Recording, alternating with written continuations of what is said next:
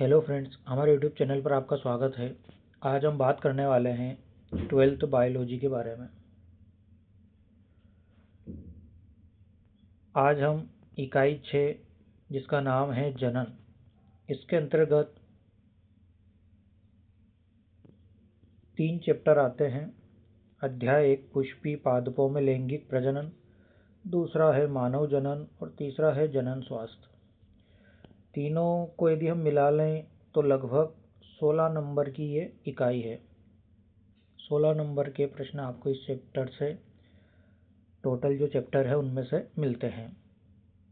तो इकाई जो है वो 16 नंबर की है। अब इसमें से 1 नंबर, 2 नंबर, 3, 4 नंबर के प्रश्न भी आते हैं। तो आज हम पहले चैप्टर की बात करेंगे जिसका नाम है पुष्पी पादपों में लैंगिक प्रजनन। यहाँ हम आपको बता दें कि हम यहाँ पर एनसीईआरटी बुक प्लस नोट्स के द्वारा भी आपको समझाएंगे। और आज हम पुष्प का जो परिचय है उसके बारे में पढ़ेंगे, पुष्प क्या होता है। इसके अलावा जो पुष्पी पादप होते हैं उनको किस वर्ग में रखा गया है। तो आज यदि पुष्प के बारे में आपको जानना है, पूरी जानकारी आपको लेना है, तो आज आप पूरा वीडियो देखिए स्टार्टिंग से लगाकर लास्ट तक। यदि आप पूरा वीडियो देखते हैं तो पुष्प से संबंधित जितनी भी जानकारी है आपको आज पता चल जाएगी। इसके बाद आपको कोई दूसरा वीडियो देखने की आवश्यकता नहीं होगी, क्योंकि आज हम पुष्प के जीवन परिचय के बारे में आपको बताएंगे। पुष्प क्या होता है, किस वर्ग में रखा गया है। तो पहला जो चैप्टर है वो पुष्पी पादपों में लैंगिक प्रजनन है। पुष्पी पादपों में लैंगिक प्रजनन कैसे होता है उसके बारे में हम आगे डिटेल में बात करेंगे, लेकिन आज हम बात करने वाले हैं। तो सबसे पहले आप जानिए कि पादपों का जो वर्गीकरण किया गया है, पौधों का जो वर्गीकरण किया गया है उनको 5 भागों में डिवाइड किया गया है।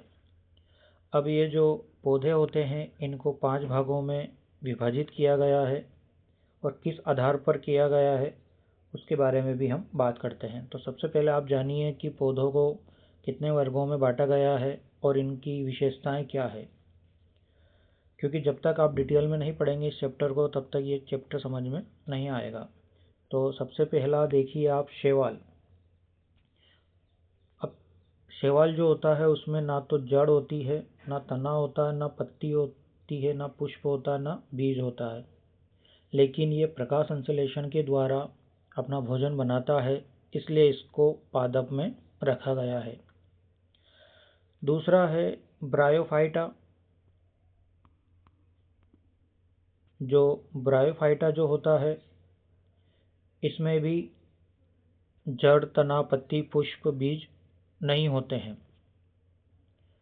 पांचों चीज़ें इसमें नहीं होती है, लेकिन पत्ती जैसी संरचना होती है जिसे हम थैलस कहते हैं, और जड़ जैसी संरचना इसमें होती है, इसको हम राइजोइड कहते हैं। बाकी इसमें तना, पुष्प, बीज नहीं होता है। जड़ और पत्ती जैसी संरचना होती है, वास्तव में जड़ पत्ती नहीं होता लेकिन उनकी जैसी संरचनाएं होती है। तो इसलिए इसे भी पादप में रखा गया है। तो दूसरा वर्गीकरण है ब्रायोफाइटा। तीसरा है टेरिडोफाइटा।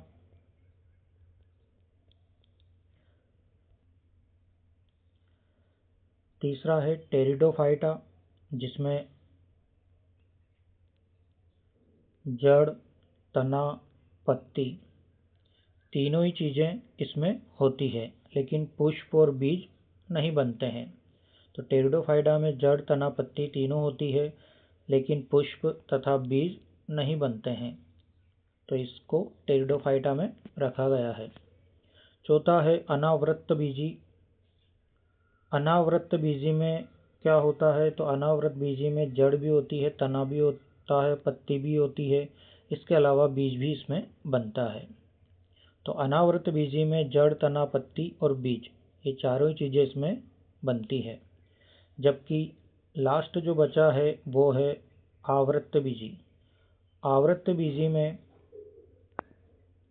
जड़, तना, पत्ती, पुष्प और बीज पांचों ही चीज़ें आपको नज़र आएगी।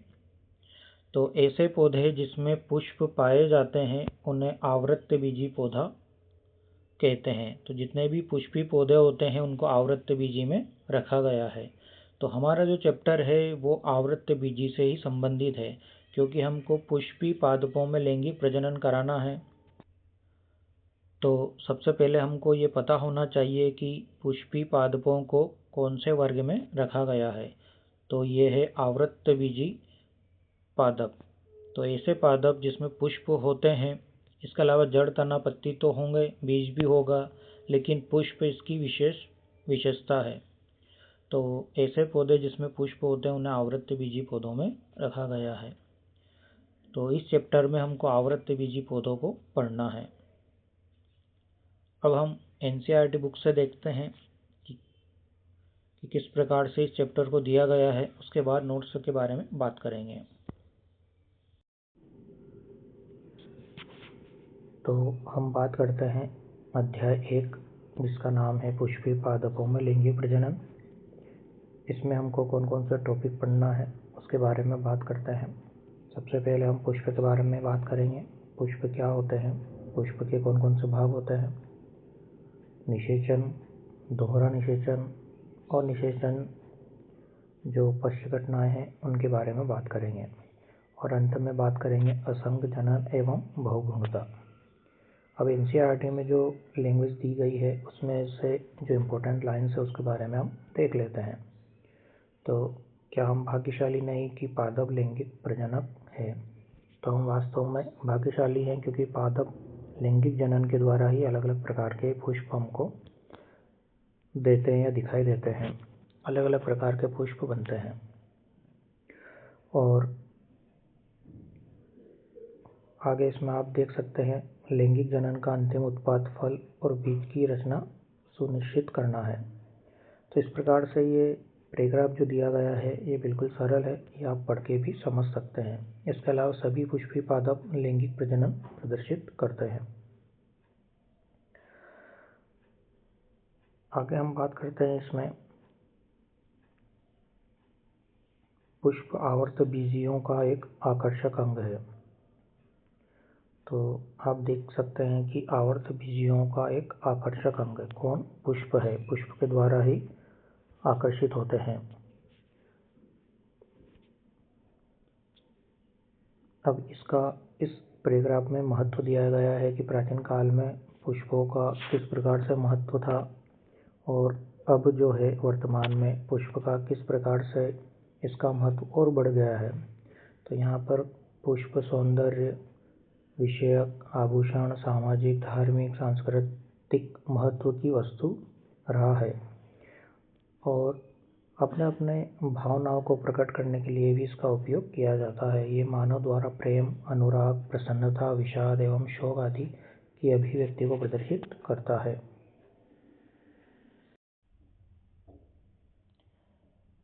आगे हम देखते हैं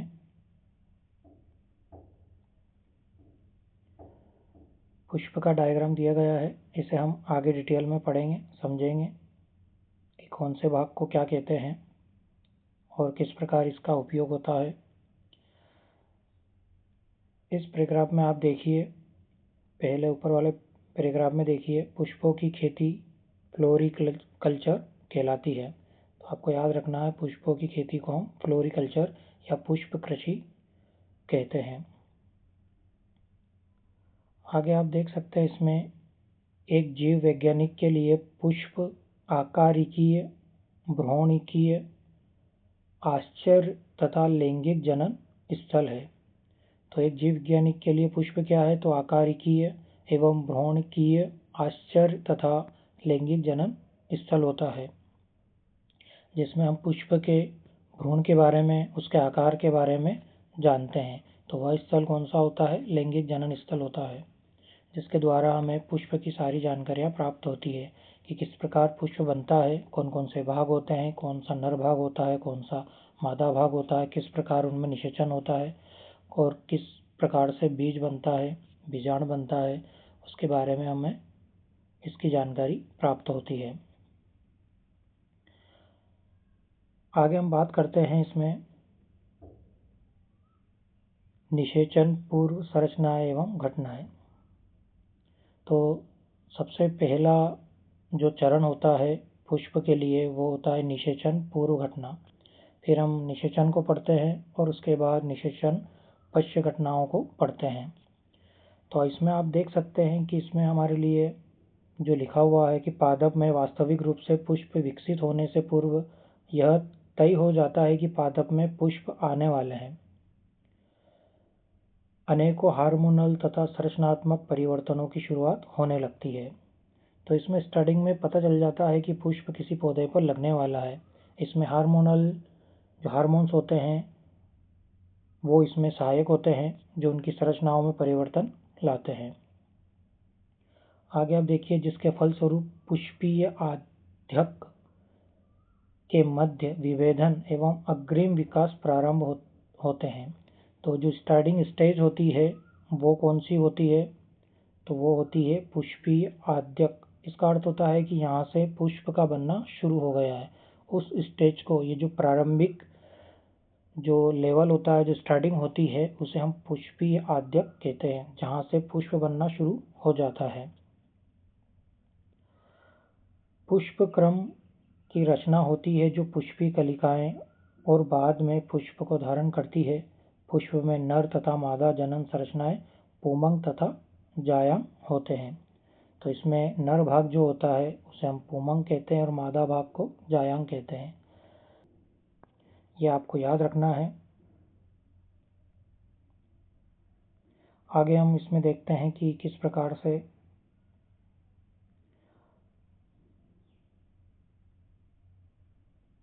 पुमंगों से भरपूर पुंकेसरों का गोला एक नर जनन अंग तथा जायांग स्त्री मादा जनन अंग का प्रतिनिधित्व करता है। तो यहाँ पर पुमंग जो होता है वो नर जनन अंग तथा जो जायांग होता है वो मादा जनन अंग का प्रतिनिधित्व करता है। तो हमें यहाँ पर दोनों ही अंग जो मुख्य अंग होते हैं पुष्प में, एक होता है पुमंग और दूसरा होता है जायांग। इसके अलावा जो भाग होते हैं, जो अंग होते हैं, वो सहायक अंग होते हैं। इसके बाद इसमें पुंकेसर, लघु बीजाणुधानी तथा परागकण। इससे पहले हम हमारे नोट्स के द्वारा और डिटेल में पुष्प को जानते हैं कि कौन कौन से भाग होते हैं, किस भाग को क्या नाम दिया गया है और पुष्प किस प्रकार का दिखाई देता है और हर एक पुष्प का जो अंग होता है वो किस प्रकार कार्य करता है, उनके किस प्रकार के कार्य होते हैं, उनको हम देखते हैं।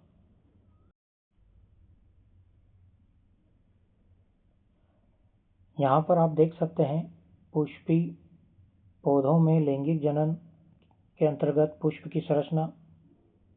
तो पुष्प के दो मुख्य भाग होते हैं, बता दें आपको हम। एक तो होता है पुंकेसर, दूसरा होता है स्त्री केसर, जिसे हम जायांग कहते हैं। जायांग के अंतर्गत वर्तिकाग्र, वर्तिका, अंडाशय, बीजांड या गुरु बीजाणुधानी आते हैं।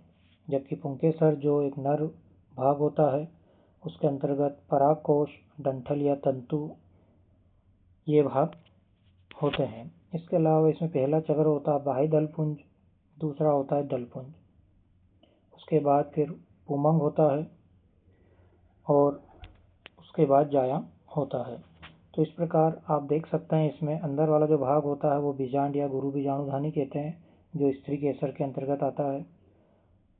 बाहर वाला भाग, बीजांड के बाहर वाला भाग जो होता है वो अंडाशय कहलाता है, ये भी स्त्री केसर या जायांग के अंतर्गत आता है।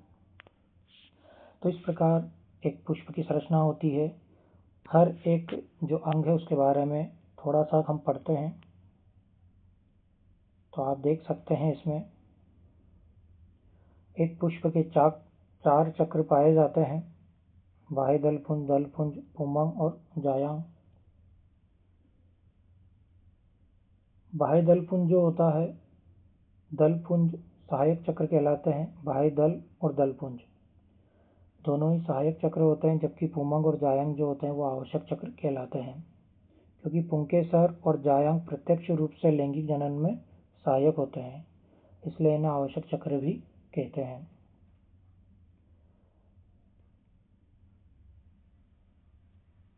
बाह्य दल पुंज, यह पुष्प का प्रथम चक्र है जो हरे रंग का होता है। बाह्य दल पुंज जो होता है वो बाह्य दलों से मिलकर बना होता है। दल पुंज जो होता है यह पुष्प का दूसरा चक्र होता है जो अनेक दलों से मिलकर बना होता है।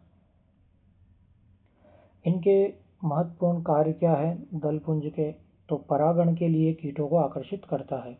जो दल पुंज जो होता है ये कीटों को आकर्षित करने में सहायक है।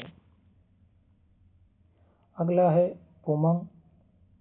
पुमंग पुष्प का तीसरा चक्र है या एक से अधिक पुंकेसरों से मिलकर बना होता है। पुमंग पुष्प का नर भाग होता है। इसके बाद पुंकेसर के दो भाग होते हैं, वैसे 3 होते हैं लेकिन आप 2 तो पढ़िए इसमें कि 2 होते हैं, एक तो परागकोश और पूतंतु फिलामेंट या तंतु कहते हैं, डंठल कहते हैं, और तीसरा योजी होता है, कनेक्टिव कहते हैं उसे। तो एक परागकोश होता है, दूसरा पूतंतु या तंतु और तीसरा योजी होता है, वो हम आगे पढ़ेंगे। अगला चौथा चक्र होता है, इसमें जायांग ये आखिरी चक्र होता है। पुष्प का मादा भाग होता है ये। जायांग एक या एक से अधिक स्त्री केसरों से मिलकर बने होते हैं। ये 3 भाग, इसके भी 3 भाग होते हैं, वर्तिकाग्र, वर्तिका और अंडाशय, जो अब अभी हमने डायग्राम में देखा है। आगे हम पढ़ सकते हैं इसमें पुष्पी पौधों में लैंगिक जनन। तो ये कुछ इंपॉर्टेंट लाइन्स है, इसको हम समझते हैं। आवर्तबीजी पौधों में पुष्प उसका लैंगिक अंग होता है। यह हमने देखा है अभी कि जितने भी पुष्पी पौधे होते हैं वो आवर्तबीजी पौधों के अंतर्गत आते हैं और उसमें जो पुष्प होता है वो लैंगिक अंग होता है। पुष्प में नर जनन अंगों के रूप में पुंकेसर, मादा के रूप में स्त्रीकेसर होता है। पुंकेसर व जायांग के अंदर अर्धसूत्री विभाजन के फलस्वरूप परागकण व महाबीजाणु, जिसे हम गुरु बीजाणु भी कहते हैं, उसका निर्माण होता है। परागकण से नर युग्मकोद्भिद एवं गुरु बीजाणु या महाबीजाणु से मादा युग्मकोद्भिद का निर्माण होता है। तो गुरु बीजाणु को हम मादा युग्मक कहते हैं, जबकि परागकण को हम नर युग्मोद्भिद या नर युग्मक भी कह सकते हैं।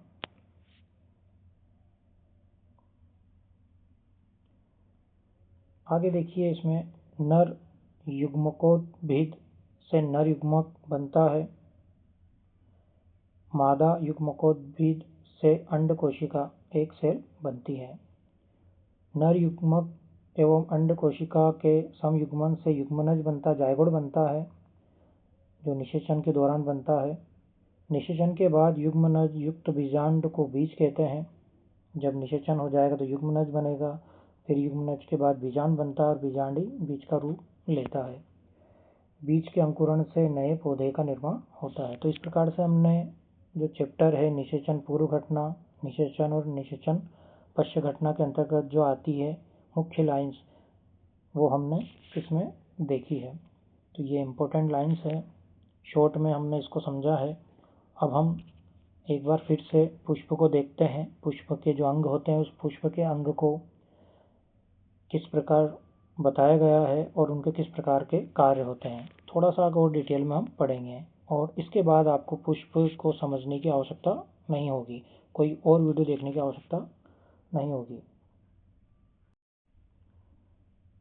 जो अभी तक हमने पढ़ा है उसको एक बार और रिवाइज कर लेते हैं।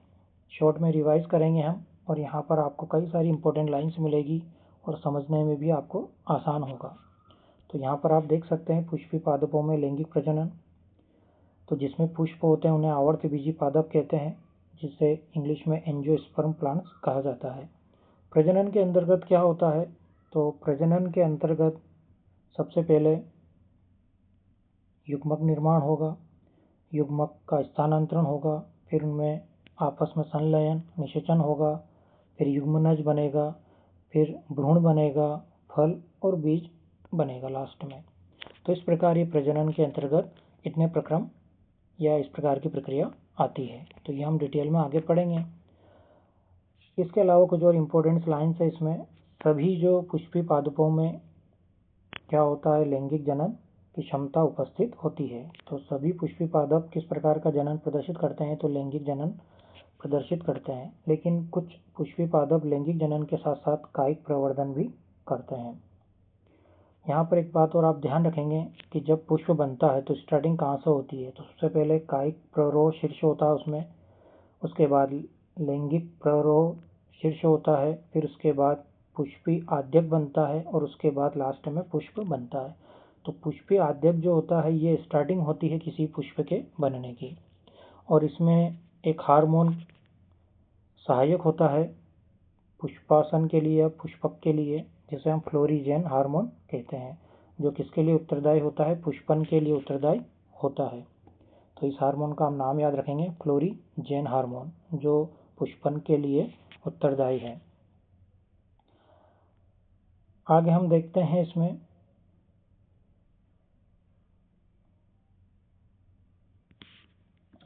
एक पुष्प आपको दिखाई देगा यहाँ पर, और यहाँ पर आप देख सकते हैं आवश्यक अंग पुमंग और जायंग होता है, सहायक अंग भाई दल पुंज और दल पुंज होता है। एक जब दूर से हम पुष्प को देखते हैं तो इस प्रकार दिखाई देता है, जब हम पास से इसको देखते हैं तो इस प्रकार से आपको दिखाई देगा। इसमें कौन कौन से भाग होते हैं वो हम शॉर्ट में देख लेते हैं। तो सबसे पहले आप नीचे देखिए, इसमें एक संरचना होती है, सबसे निचला भाग जो होता है उसे पत्ती नुमा संरचना होती है, जिसे सहपत्र कहते हैं। सहपत्र हो भी सकते हैं पुष्प में या नहीं भी हो सकते हैं। तो जब होते हैं तो उसे हम सहपत्री पुष्प कहते हैं, और जब नहीं होते हैं सहपत्री विहीन पुष्प कहा जाता है। इसके बाद एक संरचना होती है उसके ऊपर, जिसे हम पुष्पवृंत कहते हैं, और इसके ऊपर एक और संरचना होती है जहाँ पर पुष्पासन या पुष्प का खिलना शुरू होता है, जिसे हम पुष्पासन कहते हैं। और यहाँ पर आप देख सकते हैं ये वाले जो भाग होता है इसे हम बाह्यदल पुंज कहते हैं। इसकी इकाई जो होती है बाह्यदल होती है, बाह्यदल पुंज की इकाई बाह्यदल होती है। और बाह्यदल का क्या कार्य होता है, तो ये एक तो रंग में हरा होता है, प्रकाश संश्लेषी होता है, प्रकाश संश्लेषण में ये सहायक होता है, और कली की अवस्था में पुष्प की रक्षा करता है। कौन करता है, तो बाह्यदल पुंज करता है। तो बाह्यदल पुंज की इकाई बाह्यदल होती है, और हरे रंग का प्रकाश संश्लेषण में सहायक और कली में पुष्प की रक्षा करता है। इसके बाद देख सकते हैं हम ये वाली संरचना, जो जिसे हम दल पुंज कहते हैं। इसकी इकाई जो होती है वो दल होती है, पंखुड़ी होती है, जो एक चमकीले रंग का होता है, और ये परागण कार्यों को आकर्षित करता है। जो परागण में सहायक होते हैं उन कीटों को आकर्षित करने में ये सहायक है। तो कौन सहायक है, तो दलपुंज सहायक है, जो एक पंखुड़ी नुमा संरचना होती है। इसके बाद इस संरचना को आप देख सकते हैं, पुमंग होता है ये, इसकी इकाई पुंकेसर होती है, और ये नर जनन अंग होता है। तो हमने देखा है पुष्प में दो आवश्यक अंग होता है, पुमंग और जायांग। पुमंग की जो इकाई होती है वो पुंकेसर होती है, जो एक प्रकार से नर जनन अंग होता है। इसी प्रकार जायांग होता है। जायांग की जो इकाई होती है वो स्त्री केसर या अंडक कहते हैं हम, जो एक प्रकार का मादा जनन अंग होता है। तो इस प्रकार आप पुष्प को देख सकते हैं और समझ सकते हैं। यहाँ पर कुछ अंगों के कार्य भी दिए गए हैं जो इम्पोर्टेंट है, एग्जाम में आपसे पूछे जाते हैं। आगे हम इसमें देखते हैं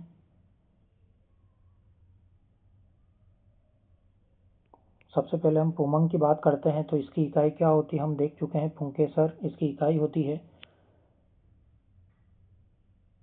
क्योंकि पुमंग जो होता है वो कई सारे पुंकेसर से मिलकर बना होता है। तो पुमंग की इकाई क्या होती है, पुंकेसर, जिसे हम लघु बीजाणु पर्ण भी कहते हैं। इसके अंतर्गत कौन कौन से भाग आते हैं, तो पुमंग के अंतर्गत हमने देखा डंठल या तंतु या पूतंतु, और दूसरा होता है परागकोश। एक भाग और आता है जिसे हम कहते हैं योजी। अब यहाँ पर आप देख सकते हैं कि जो पुमंग होता है ये जो संरचना है ये पुमंग की है, जिसमें निचला भाग जो होता है वो तंतु होता है, जिसे हम कह सकते हैं दूरस्थ सिरा स्वतंत्र, और समीपस्थ सिरा कौन सा होता है, ये वाला जो भाग है ये समीपस्थ सिरा होता है। इसका काम क्या होता है, ये कहाँ पर जुड़ा होता है, तो पुष्पासन से जुड़ा होता है, दल से जुड़ा होता है और परिदल से जुड़ा होता है। कौन सा भाग, जो समीपस्थ सिरा होता है। यहाँ पर आप देखिए ये वाला जो भाग होता है इसमें इसे हम तंतु कहते हैं, ऊपर वाला जो भाग होता है इसे हम परागकोश कहते हैं। आप देख सकते हैं जो परागकोश जो होता है या जो पुंकेसर जो होता है ये द्विपालित होता है। ये दो भाग होते हैं, इसमें एक और एक ही द्विपालित होता है। और जहाँ पर ये द्विपालित आपस में जुड़े होते हैं, जहाँ पर तंतु जुड़ा होता है उसे हम क्या कहते हैं, योजी कहते हैं। इस वाले भाग को क्या कहते हैं, योजी कहते हैं। तो यहाँ पर आप देख सकते हैं तंतु, परागकोश और संयोजी, जो या कनेक्टिव भी कहते हैं हम, या योजी भी कहा जाता है। जहाँ पर तंतु और परागकोश आपस में जुड़ते हैं उस स्थान को हम योजी कहते हैं। इसके बाद आप देख सकते हैं कि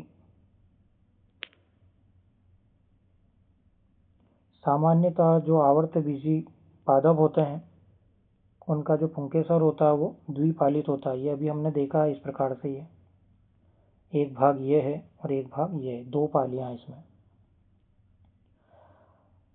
प्रत्येक पाली में दो कोष्ठ होते हैं, दो कोष्ठ उपस्थित होते हैं। तो देखिए ये एक पाली है जिसमें एक कोष्ठ, एक ये है और दूसरा ये है, दो कोष्ठ होते हैं। तो इस प्रकार टोटल मिला कितने कोष्ठ होंगे, 4 कोष्ठ होंगे इसमें। पर यहाँ पर एक अपवाद भी आप याद रखें, जो मालवेसी कुल के जो पौधे होते हैं उसमें मोनोथिकस होता है, केवल एक ही कोष्ठ होता है। तो आपको याद रखना है जो मालवेसी कुल के पौधे होते हैं उनमें जो कोष्ठ होता है वो एक कोष्ठी होते हैं, बाकी जो होते हैं वो दो कोष्ठ उपस्थित होते हैं प्रत्येक पाली में। तो जो पुंकेसर होता है उस पुंकेसर में जो संरचना होती है वो द्विपालित होती है, मतलब दो भाग होते हैं, प्रत्येक भाग में दो कोष्ठ होते हैं। तो टोटल मिला के 4 कोष्ठ हो जाएंगे इसमें। और इसमें एक अपवाद है, मालवेसी कुल के जो पौधे होते हैं वो एक कोष्ठी होते हैं। यहाँ पर आप देख सकते हैं एक प्रारूपिक जो परागकोश होता है, ज़्यादातर जो परागकोश होते हैं वो द्विपालित होते हैं, द्विकोष्ठी होते हैं और चतुर्दिशी होते हैं। चतुर्दिशी मतलब 1, 2, 3 और ये 4 चतुर्दिशी होते हैं। तो ये इम्पोर्टेंट लाइन्स है इसमें, आप इसे ज़रूर याद रखें। तो इतनी बातें आपको एक पुष्प के बारे में याद रखना है।